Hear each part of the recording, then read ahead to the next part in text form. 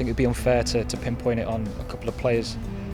So we've all got to take responsibility for that, whether you were starting the game off the bench, whether you weren't in the squad, whoever. That's the mantra we've had for years now, is that together stronger, and now's the time to really prove that. What was it like coming into that game against Iran? Difficult circumstances, obviously. It's never easy to come on as a goalkeeper anyway, but for in the circumstances that it was, obviously with Wayne getting the red card, it was difficult, and in a game which we were under a lot of pressure as well. So yeah, really tough, but certainly an experience to draw upon in future. How do you process what happened in that game? I think first and foremost we were disappointed with the performance. Obviously the result is what follows, and the best team probably won on the day in terms of performance. So that was real big sort of disappointment for us as a group. And that's something now that we're going to look forward to the next game. We're going to look forward to putting that right. And we know if we put in a good performance, then we give ourselves a massive chance of getting a result.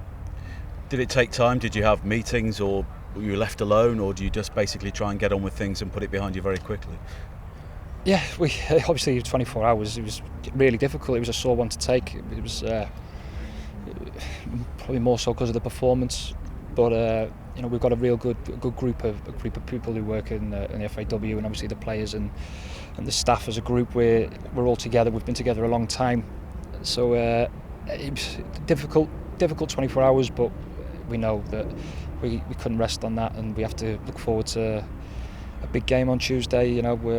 It's just nothing but positivity, and we'll look for a game plan and a positive performance. And is it good? It's England, because you don't need to sell that game, do you? No, it's a massive game, and as players we want to be playing in massive games.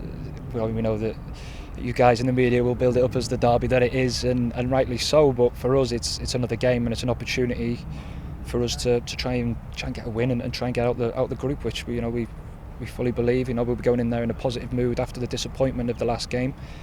So yeah, we know if we take care of performance, then we give ourselves a real chance of getting a result. And is it a case of just concentrating on yourselves and not worrying what happens in the Iran-USA game? Yeah, we can't control that. We can just control what we can, and that's our performance on the pitch against England. And hopefully, if it's meant to be, and we get a result and things go our way, then it'll be absolutely amazing. But to be able to put in a performance against England and give ourselves a chance of getting a victory, what we need, and do the fans proud as well after what was quite lacklustre. You look at the first half against the States where we weren't at it, and then obviously the disappointment of the Iran game. So yeah, it's more to whether what will be, but it's more a case of trying to make them proud.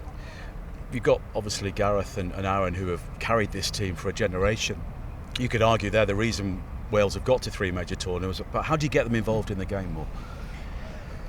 Yeah, but they've been incredible for us. But I think people forget the other 8-9 lads who were on the pitch at the time. Who, it's not just this group, but the group before as well. Sort of the unsung heroes who laid the platform for those two superstars to go and win us games. Majority of the time.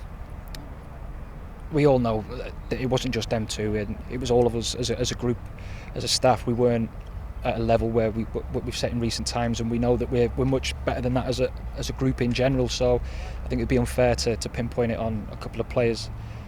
So we've all got to take responsibility for that, whether you were starting the game off the bench, whether you weren't in the squad, whoever. That's the mantra we've had for years now, is that together stronger, and now's the time to really prove that.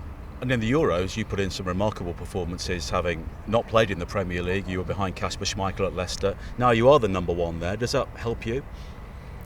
Yeah, I think so. But I think nothing can really prepare you for major tournaments like this on the international scene. It really is about feeling, and trying to control your emotions. It's obviously helps coming in, in decent form and having games under your belt and having that sort of rhythm of playing the game. But when you come to places like this, I think it's more about having the confidence and keeping your emotions in check to be able to perform at a level that you can produce. And just finally, you're up against players you've played against already in the Premier League this season. Does that help you?